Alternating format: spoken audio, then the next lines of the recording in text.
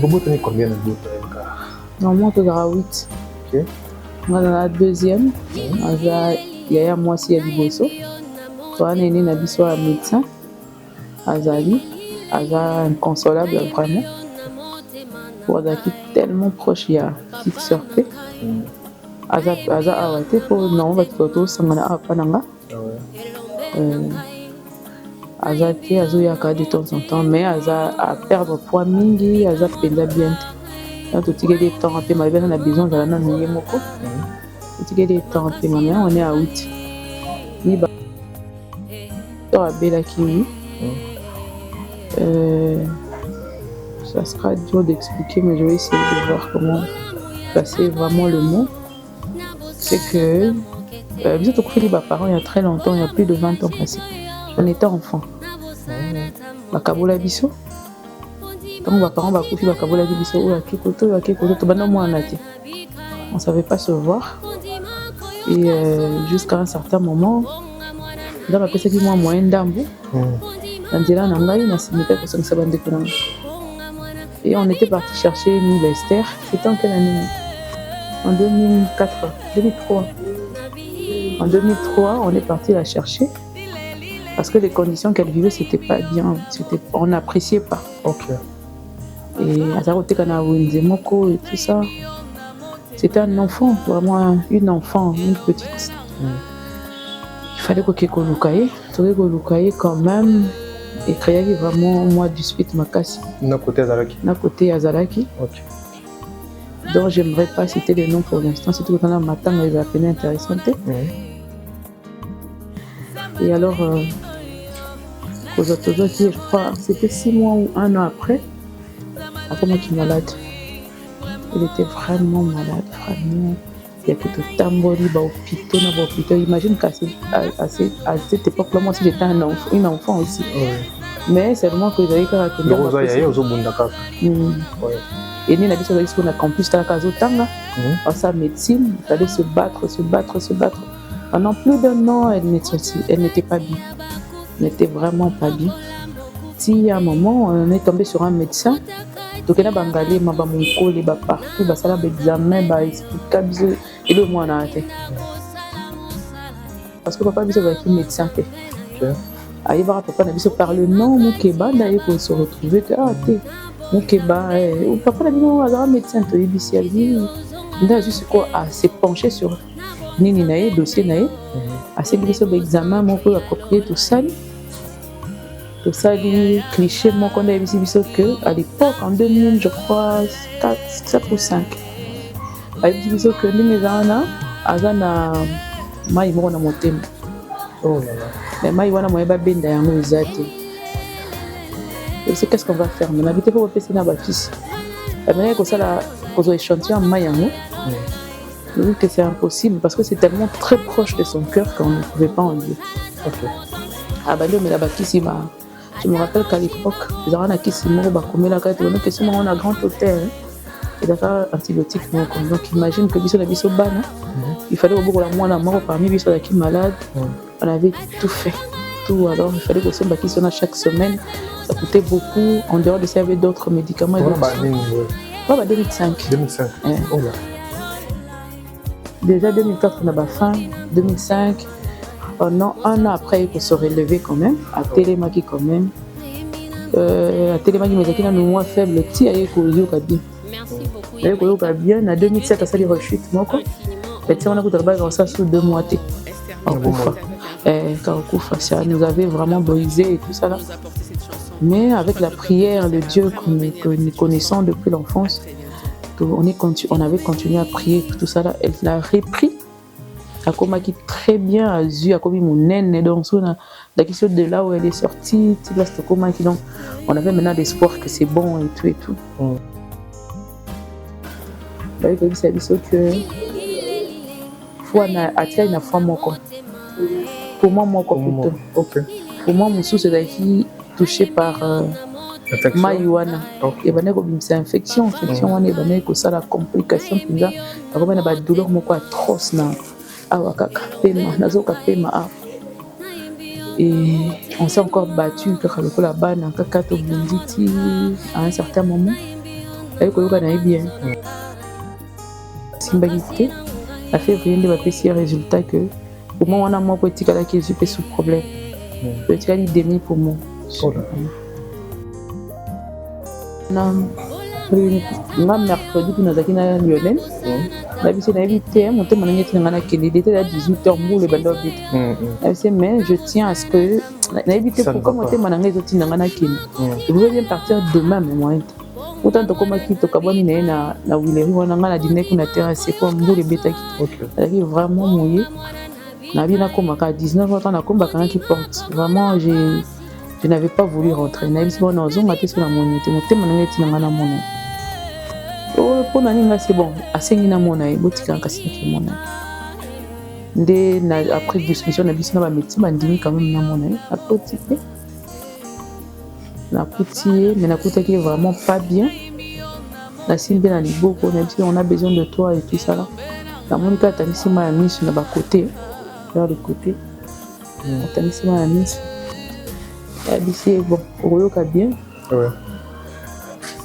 lia soki ozolia te okoka te il faut lia pour kotelema pour qu'on trouve d'autres solutions mais si tu es pâle comme ça ça serait compliqué comme elle s'agitait na douleur bakangaki ye maboko bakolaki ye maboko na ye de deux côtés nde à forcer pena tu sens qu'elle était en train de se battre avec sinon ye mireille fongola ngai nafongoli ye liboko azwi liboko na ye atyango na nzoto na ngai après nasimbi namoni kazalaki ya kovimba na liboko ayikoka bandi ofilma wana bisi lia mpo oyoka bien abisi na mai nazwi mai ezalaki na mesa na ye wana nazwi namelisi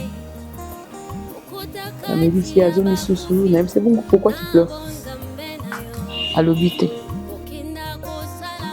elle n'a pas eu à cause de sa maladie atangi lokola mwana nyonso te mais même on a surpris sur le téléphone, elle te parle en français, tu dis comment elle faisait parce qu'elle écrivait beaucoup. Alina qui modélisme, Alina qui vraiment ramanza mais donc il y a dans le numéro 1, c'est Jésus.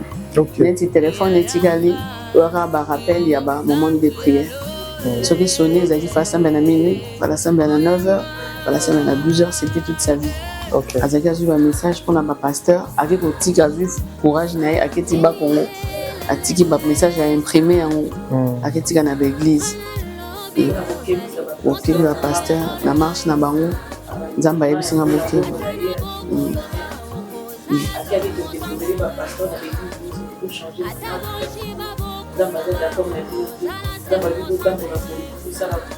Ok. Oui. En tout cas, elle avait ce courage là et vraiment. Sont de bons souvenirs. Et puis, il y a ceux qui me vendent des faux bossés. Parce que il y a winner, so ba fan ba bossés. Donc, c'était avec elle. Bon, c'est déjà c'est la famille, on est comme ça quand on est ensemble entre nous. Le diable voulait nous faire pleurer, mais quand on se voit, c'est plus le rire et de être comme ça va souvenir qu'elle a passé. Et c'était ça. C'est ça qui déjà, tout ça qui n'a su donc avant d'aller au coma, à soit c'est Amerika arrangé les gars. Et nous avons bon à soit avant de c'est vrai que j'ai pas la voix comme je me fais pleurer. Lile naimio na motema nanga. Lile naimio na motema nanga. Papa nangai naimio na motema nanga. Ministre MK Yukani Télévision, cher ami fidèle internaute, en tout cas, merci beaucoup de fidélité. Confesse pour que Sarabiso, qui m'est rien à 400 botanabino, merci à bande de tout soutien à Rabiso de partout. Nous sommes là avec Mireille MK, mais les abongo pour nous analyser, les abongo pour nous matérialiser, les abongo pour nous sangouer mawa, ou puis à perdre les kinaïe depuis semaine passée plutôt. Nous avons eu Esther Miba Moukeba. C'est pour cela que nous avons appelé les bélés, bandeko, baolinga musala nae, linga boyeba comment liwa lekinae, comment qui est en apostaki. C'est pour ça les lots, na kiti bongo epa ya Mireille M4 penge pour sola nae. Et puis vous avez réponse, nous mettons dans la ligne zapembe nanga, Lionel PSBC MK, bonjour MK. Bonjour ça. Mes condoléances. Merci beaucoup, merci. Un mot tout d'abord, on va faire autant de départ pour la mode d'accès. Ça est fort, il y a Roloba. Je crois que peut-être on n'a pas aux allées longues qui Roloba. parce que c'est un peu compliqué. Okay. D'abord, merci Mingna. Bien que je n'avais pas eu le temps de vraiment publier comme il se devait, parce que tu as sous le choc, ma casse. Et puis, banda tobotami, tozana ba, t'organiser na matamate. Ok. C'est notre première fois d'organiser un deuil. Donc c'était compliqué, on ne savait pas par où commencer, tout et tout ça. Et je vais essayer de parler. Merci vraiment à tous ceux qui ont vu juste publication, je crois, après un jour de Batouamonaki, parce que le premier jour, c'était impossible de vraiment publier ou faire quoi que ce soit. Et puis il fallait togner s'autosi et belé, tout n'a éviter pourquoi et tout ça là, c'est parce qu'il fallait tous se maîtriser. Ouais. C'est pour la télévision, faire certaines choses à peine intéressantes. Mais vraiment, j'ai vu qu'il y avait des gens qui nous aimaient sincèrement. Bien que parfois, la publication, j'ai reçu beaucoup d'appels et je bénis Dieu pour ça. Merci Nabino Ndengeboye quand même pour nous faire ça, ce éclaircissement. Voilà. Merci beaucoup. Na bande retour bengai RMK. N'était pas bino na tanga pas cité tout dans la besoin na bino bozar na biso. Non seulement matériellement mais pour mon conseil puis ça quand même bien. Surtout soutien dans la prière. Surtout soutien dans la prière et ma conseil ça quand même bien. On est pénal plus que important. Bobo tu combien de bout RMK? Normalement tu auras 8. OK. On a la deuxième. Il y a moi aussi à Liboso. Toi, on est né un médecin, Azali, inconsolable vraiment. Azaki tellement proche, il y a petite sœur P. Aza awate pour non, on va tout sangana apananga. Azate azoyaka de temps en temps, mais Aza à perdre poids mingi, Aza penza bien. Donc tu as des temps un peu malgré on a besoin de la nanouye moko.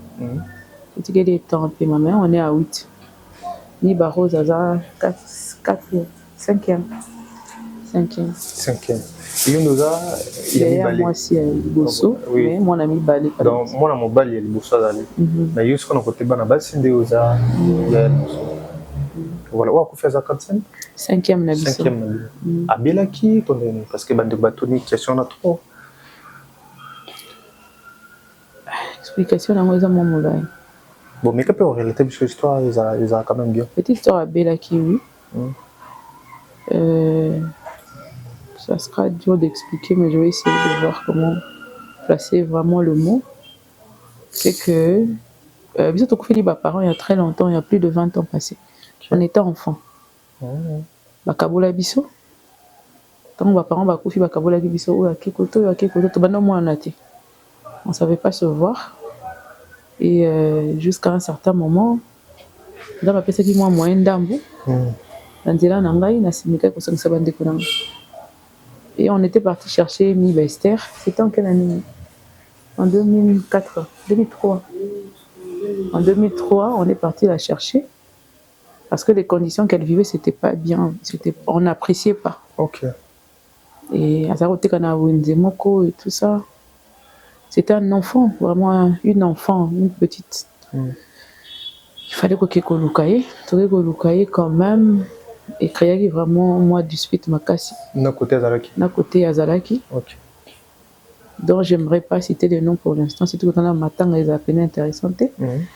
Et alors Kozatozo qui je crois c'était 6 mois ou 1 an après, à comment qui malade. Elle était vraiment malade, vraiment.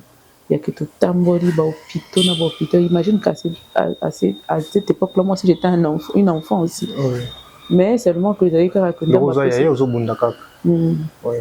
nous n'avons pas campus à la Kazotanga. Alors ça, médecine, il fallait se battre. Pendant plus d'1 an, elle n'était pas bien. Elle n'était vraiment pas bien. Si à un moment, on est tombé sur un médecin, donc on a bangalé, ma bamoukoli, partout, ça a examen, expliqué, et le mois on a arrêté. Et on est tombé sur un médecin qui connaissait notre papa parce que papa avait un médecin fait. Aïba papa n'a par le nom Moukeba d'ailleurs qu'on se retrouvait que Moukeba papa n'a pas un médecin to ibisi lui nda juste quoi à se pencher sur nini naé dossier naé à ce qui be examen moko approprié tout ça dit cliché mon qu'on a ibisi biso que à l'époque en 2000 je crois 4 ou 5 ayebisi biso ke ndenge eza wana aza na mai moko na motema. Oh là là. Mais mai wana moye babenda yango eza te. C'est qu'est-ce qu'on va faire maintenant? Habiter faut passer na bakisi. Amener comme ça la cause échantillon mai yango. Vu que c'est impossible parce que c'est tellement très proche de son cœur qu'on ne pouvait pas enlever. OK. Ah bah mais la bakisi ba. Je me rappelle qu'à l'époque, ils avaient un kisi moko ba komela ka to que souvent on a grand hôtel. Et d'accord antibiotique moko. Donc imagine que biso na biso bana, il fallait au bout la mois mort parmi biso qui malade. On avait tout fait. Tout alors il fallait que son bakisi on a chaque semaine. Ça coûtait beaucoup. En dehors de ça, il y avait d'autres médicaments. Et d'autres bah 2005. 2005. Oh là. À comment il déjà 2004, on a pas fin. 2005. Pendant un an après, il faut se relever quand même. À Télémaki quand même. À Télémaki, mais il a nous moins faible. Ti aye ko yoka bien. Aye ko yoka bien. En 2007, ça les rechute moko. Mais tiens, on a coûté le bac en ça sous 2 mois. Ça nous avait vraiment brisé et tout ça là. Mais avec la prière, le Dieu que nous connaissons depuis l'enfance, on avait continué à prier tout ça là. Elle l'a repris. À comment qui très bien a vu à comme mon naine donc la question de là où elle est sortie, donc on avait maintenant l'espoir que c'est bon et tout et tout. Et évolué à 2000 je crois. On est en 2023. À 2019 avec ça la crise moko. Bah il y a biso que foi na atteint na foi moko. Pour moi moko plutôt. OK. Pour moi mon sous c'est qui touché par Mayuana. Et ben c'est infection on est ben que ça la complication pinza comme na ba douleur moko atroce na awakaka pema nazoka pema. Et on s'est encore battu car le la bana kaka to bunditi à un certain moment. Et que yoka na bien. Et que yoka babi que c'est aussi possible de vivre en poumon moko. Mais c'était pas vraiment na Kinshasa penesta la marapenate.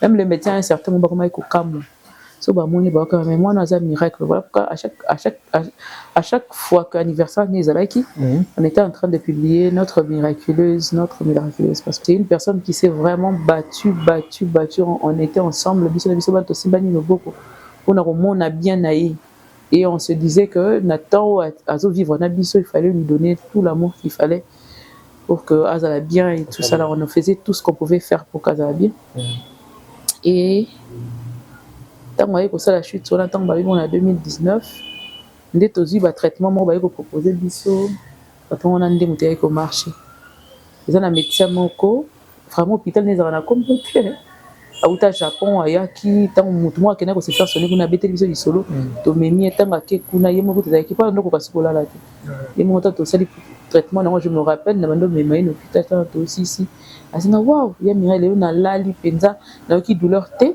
na kosoli pété. OK. Parce que comment tousser makasi. Abi na yoki douleur te ko nazaki vraiment ezaki esenga biso nyonso. Tous on était très tous on a coûté belé bon belé et se mettaient ensemble pour le faire. Et tant yoki bien wana je te dis ça moi na zonga ki penza donc pour sepela na kitoko makambo na poste zone kitoko vraiment tous on était très très contents. Mais le docteur a s'est déplacé. Petit calaki.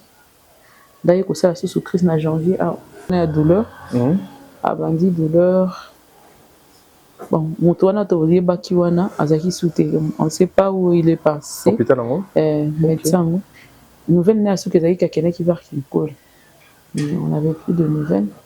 Tous ont un hôpital où babanda soigné normal. Abandi ko soigner mais et c'est bagité. En février, on a fait un résultat que pour moi, on a moins petit qu'à la question sous problème. Le petit est demi pour moi. Allez. Et puis, il va dire quoi affecter si quoi cœur pendé à cœur, na foi. Foi commence à la base caillou parce que mon thème est pompé sous bien té. Et commence à la base caillou.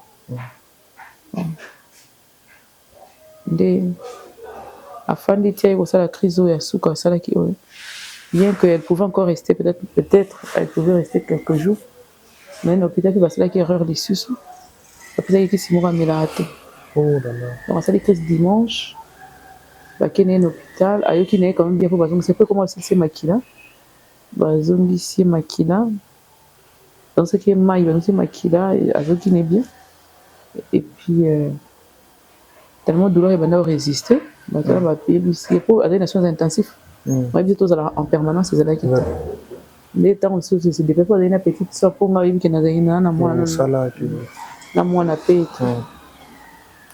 nde baye ko lobaka baye ko pesa tramadol la bisi bango te anozora tramadol te on va vite ya bango ça différent donc aba beti yango ça n'allait plus abandi sanza akomi pala akomi neti kovimba bien kazalaki malade mais soki mpe totali elo mpe miminde kona biso na liwa mpe euti mpe na hôpital azalaki ok et précipité parce qu'on pouvait encore parce que pendant ce temps nous on cherchait déjà des solutions du côté moto abandi soigner wana pour na douleur wana en même temps zaki na ba démarche moto bandi d'ailleurs ko sala pona donc on a vu ça entamaki akomaki déjà ko banda on a commis une solution si elle pouvait sortir du pays et qu'elle est dans l'Ibanda total qu'est-ce que ça allait faire mais tant que vous avez si wana mercredi pour nous na Lionel la bise na évité monter manangeti ngana qu'il était à 18h mbou le banda bit la bise mais je tiens à ce que na évité pour comme monter manangeti zoti ngana qu'il je pouvais bien partir demain mais moi autant to koma ki to kaboni na wileri wana ngana dîner kuna terrasse pour mbou le betaki c'est vraiment mouillé na bien koma ka 19h temps na komba kana qui porte vraiment je n'avais pas voulu rentrer na bise bona zonga te so na monite monter manangeti ngana mona oh pour nani nga c'est bon asengi na mona e botika kasi na ki mona nde na après discussion na biso na ba médecin bandimi quand même na mona à côté na coutier mais na coûté qui est vraiment pas bien la simbe na liboko même si on a besoin de toi et tout ça là la monica tangisi ma miso na ba côté vers le côté tangisi ma miso ya bisi bon oyoka bien ouais lia sozo lia té au kokate il faut lia pour côté les mains pour qu'on trouve d'autres solutions mais si tu es pâle comme ça serait compliqué comme elle s'agitait na douleur bakanga qui m'a beaucoup ba kola qui m'a beaucoup de deux côtés de à forcer peut-être tu sens elle était en train de se battre sinon il y a mirai fongola ngai na fongoli liboko azu liboko naye a chango na nzoto na ngai après na simbi na monika dakia ovimba na liboko mabuku azu bando finalement na bisi lia po oyoka bien na abisi na mai azu mai zaki na mesa na wana na na médicier la médecine a zone sous c'est bon pourquoi tu pleures à l'obité la c'est que pour avoir très soudé na moi na winner tu sais que winner t'attend oui je sais la bisier ba pesa nga 2 minutes pour na mona yo mais comme ozo lia na leçon d'amour on a na bima mena ozali banda tozana petit frère walandi tozaki na ye yazaki na ndela maika zaki na ndela c'est ya maika pazo ya pour ça là na yo awo ngana kozonga comme ça lobby jeudi na oya sko ko fanda abisinga bien OK oye paza na foyer na ye na bana pour préparer bango poison ndé la bimi na zongi susu vraiment ça j'étais pas bien vu ndenge na monaki na vu quand même na matin on a 23h koto moi na tuni nga boni tontini wa ça na coûte bien te mais dans on a kuna lobby comme ça on a vendre paix tout landila tout à qu'est-ce que ça va donner mais koya pe na yaki na koya kola te na zaki pe na bien te et dit ça pas trop remplacer na benga que ya mire na komi oza pe singa non na komi déjà na hôpital na zongi déjà na ndako yo komi bien na komi même si ba koti si yo habité ba boina kota même si OK dans la libanda wana ngana oya lobby on sait les fois na ya lobby avant yo longwa na okoma mais na bando kokola la te na meki koluka pongi na okokate na meki na zokokate pendant ce temps nazo lota que papa na biso aye bisinga tindi bato mo mibale ba ya kozwa petite mwana leki yanga kofi ngasko la bando beta bato wana tana bando beta bango yesko aye ko bima aye bisinga lobi pesa ngai na yeko aye bisinga na temps moko ya autorité hein ba monga na se ressaisir wana ndoto na se ressaisir na bisi papa puna ni kaso tinda bango ba ya kozwa na tuni poni moko ya kite abi tenga mona tinda ki bango Après, par respect pour mon père, je n'ai plus rien dit. Nando on a lobby sous soutien. Alinka mabo on a check up ya lobby abina ko zoya ba gangelanga. Pesa ngai ekoki pesa ngai. Après na tikaki na pesi na surtout qu'il était 1h hein, peut-être 1h du matin. Parce que je me battais pour na luka pongi bando yate. Si na venditi ba 2h30 na lali. On a kanka mis na mon téléphone ngesema. Na ba numéro ngote. Comme j'étais pas bien na Boyamba. Et insisté deuxième fois na Boyamba. Nana la soupe et Jésus bengi nga susu. Wana ba 3h. Et ba 3h temps na bengi. Bena yambi, nabi allô. À 7h vous avez appelé pourquoi? Non, c'est l'hôpital. Vous dites quoi? Est-ce que le boko yana tonga c'est bon. Attends le bon muté manange panzani. Est-ce que boko yana tonga visite? Petite sœur nanga mususu za wana libanda. Beaucoup ko bengaye akoya si il y a quelque chose à faire. Peut-être à sengelo ko kolia abi bon aya kasi. Bengaye bise akota na kati.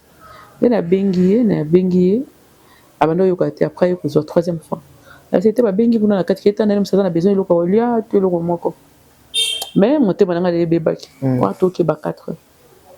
Ndé je crois après 30 minutes hein, il faut rappeler ngai. Elle était déjà en pleurs, j'ai compris que ça n'allait plus que à Koufaki. Ndé bongo na bimika na 4h wana ba 4h30 na bengi olanda kingiye otozaki na hôpital na bise bima na ipen to kinzela moko.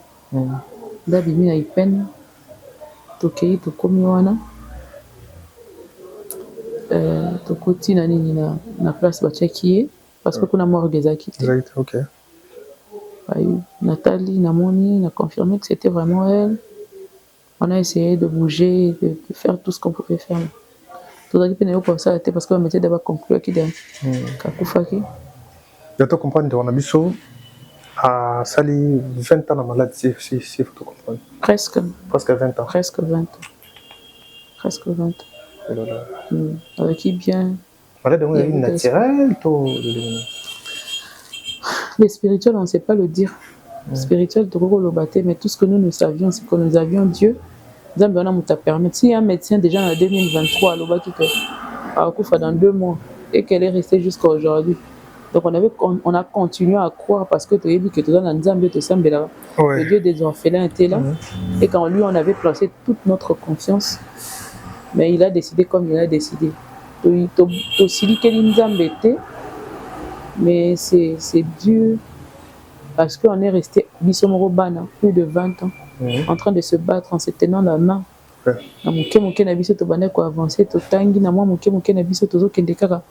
Maintenant, ce vide-là nous fait mal.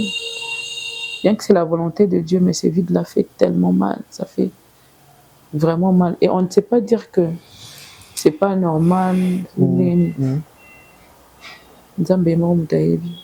Voilà. Ce qui peut est que tout le monde va se faire qui a mon service au pass innocent soin. Biso to yebi ke ya longité. OK. To yebi ke ya longité. Ce qu'il fallait longa en 2020, en 2004. En 2004 c'était que Dieu maintenant a voulu qu'elle parte maintenant. C'est maintenant le temps que Dieu avait permis. Ndeko Esther Tsikibiso âge. Déjà âge il y a moi na badinga ko ba on a télé. Ah d'accord. Vous allez rappeler intéressante mais c'est une jeune fille. Majeure déjà? Oui, majeure mais c'est une jeune fille qui n'avait encore rien fait de sa vie. D'accord. Anna Monaté, Abadité, elle servait Dieu, elle servait vraiment Dieu depuis à servir Naïka Nzambe. Elle a eu à faire des histoires extraordinaires, du genre à qui par exemple na matanga sambeli à qui na matanga moboé. Elle s'est bâti qu'elle a eu bien on a sambeli la moi sambeli donc on peut monter bouger. Elle a fait des histoires comme ça, elle a servi Dieu d'ailleurs à Tikinde Mbonina studio autour de Misakalate. OK, avec chantre. Avec chantre. D'accord. Tikinde Mbonina studio et Kobi Makalate. Il y a un aïe à chantre à ça il a écrit tout ça la publication sur Rosala. D'accord, bah souvenir les amis au cadre de la petite sœur vu qu'il y a bon partager net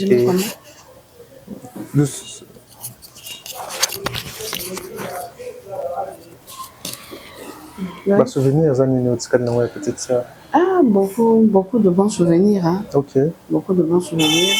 Déjà, la première des choses, Azaki a une sensibilité moins spirituelle que moi j'aimais beaucoup. Okay. À chaque fois, il y avait quelque chose de nouveau dans ma vie. En tout cas, la plupart de fois, à Olota.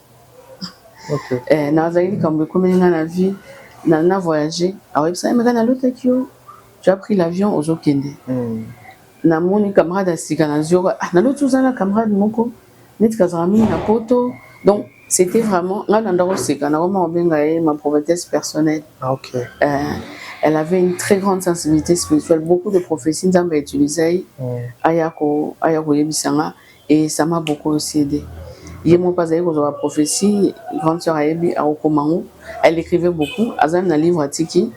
Ceux qui nous travailler donc elle écrivait beaucoup. Elle n'a pas eu à cause de sa maladie atteint le rôle à moi à sauter.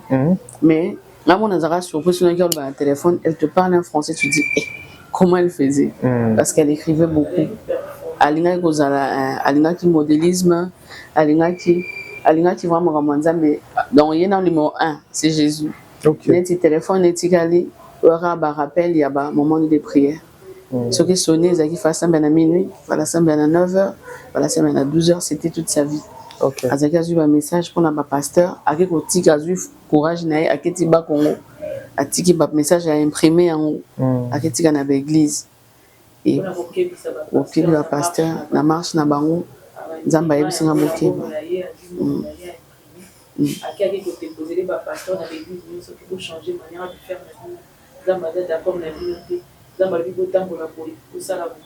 OK. Oui. En tout cas, elle avait ce courage-là et vraiment. Sont de grands souvenirs. Et puis, il y a ceux qui faut bosser. Donc, c'était avec elle. Déjà, c'est la famille, on est comme ça qu'on est ensemble entre nous. Le diable voulait nous faire pleurer, mais quand on se voit, c'est plus le rire que de un truc qui m'a souvenir qu'il a passé. Et c'était ça. Tout ça qui déjà, tout ça qui est donc avant d'aller au coma, à soit c'est meka arrangé les gars. Et nous avons bon à soit avant c'est vrai que j'ai pas la voix comme j'ai beaucoup pleuré. Lile na imio na motema nanga. Lile na imio na motema nanga. Papa nangai na imio na motema nanga. Elombe nanga na imio na motema nanga. Oh.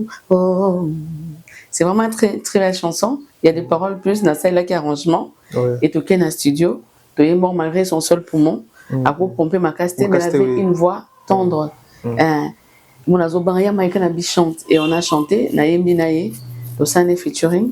L'idée c'était de faire le clip. Malheureusement, elle est partie tôt, mais Nako Kangamutema avec toute la force. Tout ça là en hommage Naïe, Tobi Misamo, d'ici là après son enterrement. Voilà. En tout cas, merci beaucoup de votre tour, votre télévision de partout. N'invitez, est-ce que vous avez un message, je repère sur votre télévision de partout, via la circonstance où vous avez mais il faut regarder espoir. Comme je l'ai dit, écrit dans Facebook, j'ai dit, elle demeure parmi ma puissance, témoignage puissant et le ministère. Déjà en 2004, comme Grande Sœur a dit, en Grande Sœur, elle était chez elle. Et comment on a bouton après 2 mois aussi à crise. Effectivement, 2 mois après, comme Nazaki Yaya na place où Zaki Musika, na minuit a piqué crise. À quoi Azolo Basutali Yameka na couché. Et puis, Tobando chassé toujours lié. J'avais une amie aussi qui va orphelin toujours à Bango. Na petit frère Boutakomo Lela, à Olo Basuste. Et puis, vous a informé que mon tour a recouvert. Et le Saint-Esprit m'a dit quitte de la chambre, va au salon. Je ne comprenais pas. Et puis, elle commence à adorer Dieu. Commence à adorer. J'ai commencé à adorer minuit, 1h, 2h. Yemtanda Koufa à Zonga. Je l'ai vu revenir à la vie. C'était pour tous ceux qui n'ont pas de téléphone, le roi les lotés. Pour tous les grandes sœurs, moi, je suis quitté. Donc, à Zonga, on a prié par l'adoration. C'est comprendre, on peut porter adoration. Quand je vais chanter Dieu, je vais sur mon guérison, et ça y est, un élément émouvant. Même aussi en 2019, tant que ça la 10 mois, nazara na ndako na mobile nanga to na deuxième chambre zara escalier à sala 10 mois na chambre bima na salon 10 mois presque une année grande sœur c'est là on a découvert que pour moi na etikala ramoko à sala 10 mois dans herbe na temps à profiter sur dire mais j'allais chanter, je disais à l'église que moi je n'enterrerai pas, ma famille ne va pas enterrer. Là déjà notre grand frère pleurait andako ka susté. Mais apparemment, vous avez l'eau en haut, na libota na bino parce que MKP, des fois, ils sont en prier. Oui. À mon élan, à moi prophétie. À moi élan, à moi bébé. Grande sœur Azalara bon. Moi, ils ont la sensibilité, mon ambassade, son rôle, je sais pas, papa on peut baser tout na bango. Mais vous savez là, ensemble quand même. Eh, tout ça dans zamne, tinga vie mon bimba yanwana. Ah ok. Dans un chantre, je crois MC on est bonnet, sur le bâti. Je chante de l'éternel, ça banze bo peut-être bat baye bipé yango. Ouais. Qui n'a pas na vie ébélé et on continue. Donc pour finir, à Salara 10 mois. Et c'est là qu'on a trouvé le traitement là. Et à Zongi, à Komakina Santé, tout, je disais vraiment devant l'église que nous n'allons pas enterrer. Donc il y a un élément et boostant où je disais aux gens, on a un Dieu qui peut faire marcher une personne avec un seul poumon. Donc on a vécu ça. Et Nathan, on va permettre. 2009 à aujourd'hui, à ça il y a pour moi un dame. 2019 jusqu'à aujourd'hui. À ça, les poumons, il y a mon Madame vie, ensemble. Ah, je sais, Quito, quoi, comme Quito, comme ma place. Donc, ce sont des témoignages qu'on ne peut pas. On ne peut pas oublier. C'est vrai, ça nous fait très mal. On ne supporte pas perdre la perte, mais on est reconnaissant à Dieu. Oui. Pour déjà 2004, elle pouvait partir. Maintenant, Batiké Débussoyer pendant presque 21 ans. Vraiment. C'est une grâce et une faveur. On dit merci au Seigneur. Voilà. Merci au Seigneur. Quand on va dans ces circonstances, tout, parce que mon PC, MK, tout ça, je voulais dire quelque chose. Par exemple, pour que les gens peut-être qui ne feront pas le lien, comme je suis la sœur de MK, comme on l'appelle, je suis la sœur qui a fait « Garde mes yeux, Seigneur, dans ta présence ». C'est ma composition. Et puis, je vais penser « Namona yo isue, sabikawa, alléluia ». Amen. Donc c'est vraiment ma sœur, elle a été une force pour moi aussi. Et j'étais sa grande sœur. Et donc c'est ça, Dieu vous bénisse, merci beaucoup. Voilà, merci beaucoup maman. Dormi vraiment dans ce caméra MK poto kabana yo, mais MK batte ba jour ba trop. Qui yo ya na matanga batte ba parola topeti. Matanga nani na yakite. Bato ba sala voye sa photos éclaircissement dans les cambo bande ko bazoyi mabi MK zu matanga bon ça trop kende ga mais na ndamso na matanga. Neti nani azoyi matanga na kende ete. Trop tard ba kombote za matanga. C'est ça mon don na évité na kende matanga à part Clark hein. OK. Si par exemple neti makambo te bando lekana. Na ko ebisa batunyo sauté. Ah ouais. Clark na benga na ebisi que na routine de cotisation mais je serais pas venir. Elle a payé des détails. OK. Ayebi pété. Pourquoi ça lui pour nani na yakite. C'est après de expliquer que au moins que ça qui penga pena zaki na ba problème on a yakite. En dehors de ça, mon tunio son a 2 ans outi ko les gars so le bina yaki matanga na été yo yebi que mon fils a été malade pendant 2 ans. Comme j'ai fait la dépression. Si vous bozo bon condamner un peu l'euro peut-être par exemple, c'est parce que na yara ko lelaté to zala to vani to gérer problème na biso peu importe douleur nango ko za au monde on a yara to sikaka. Est-ce que bi makambo nyoso yebaki mais na ko yawana peut-être mon monde a ngaité na yete. Ça me fait d'ailleurs mal au cœur d'entendre qu'une personne peut dire ça. Parce que moi ngai par exemple ceux qui m'ont talobi na ya quitté lelo. Moi j'ai été à l'hôpital avec l'enfant. Na mona mon tuteur, je n'ai jamais fait un problème. Au moins on a dans lobela on a TV que mutaya quitté. Na silikela kaka bato yo ba finga ngai période on a zakina mwana. De na silikela. Mais ceux qui mutaya parce que je sais pas par quoi la personne est en train de passer. J'ai traversé de moments 2 ans dans perdre l'enfant. On a tenté de se suicider 2 fois. Peut-être que les gens ne savent pas. Bon, on a reçu l'émission, mais j'ai tenté de me suicider, tenter la suicide 2 fois en 2024 parce que j'avais craqué. Aux hommes. Si on a période où on a moins à y ça, ça n'a pas de binoté. Tala moi on a au monde à côté comment abimi si on a ça la bonne. C'est bien sûr, il y a un autre qui est bandé comme ça. Il y a on a expliqué. Matanga on a ébi que na kete matanga Clark par exemple. mais na benga qui mais na pesi détail na épargner tant que ya moni kinga na kufeni siko nda réaliser yoko to ma papa le musa kufa ki na crise mais nous on a traversé des moments très durs Lionel azalaki tant na okende hôpital nazaki mutasuka ya omona ndene rose sincère nazaki mutasuka ya komona petite sœur la dernière personne na moni na soyi na ti azolela wana tu sais le moral ni na rose na ona r1 ati na zongi na ndako na kolala te ti mutongo akufi susu donc matanga o sengeli na kindina kindaka moi est-ce que je sois pas informé ou bien coutinga na ba période ni so sombre ya vie na je crois que Dieu a fermé cette porte je crois que comme ma société voilà merci beaucoup à tous les abakok non seulement babakok na batupé muso baza babakok te basepela na musa to sala éviter aussi un message en plus bango pour la situation comme il est pour na besoin ya prière na bango makasi vraiment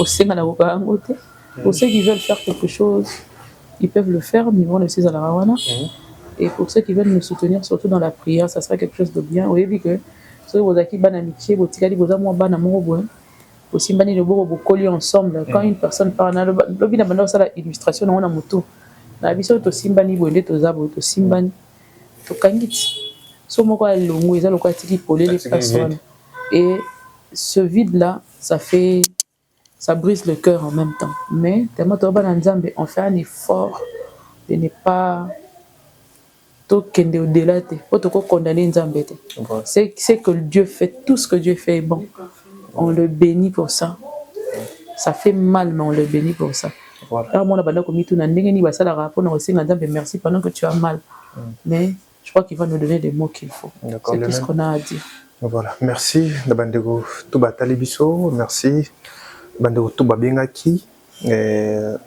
to za vena juste na besoin soutien na bino na ba manière nyonso au bo soutenir ndeko na surtout ndeko Mireille MK ils aura quand même bien très bien na ba manière tout bo soutenir ils aura quand même bien merci na bino to botala biso rendez-vous prochain numéro au revoir bye bye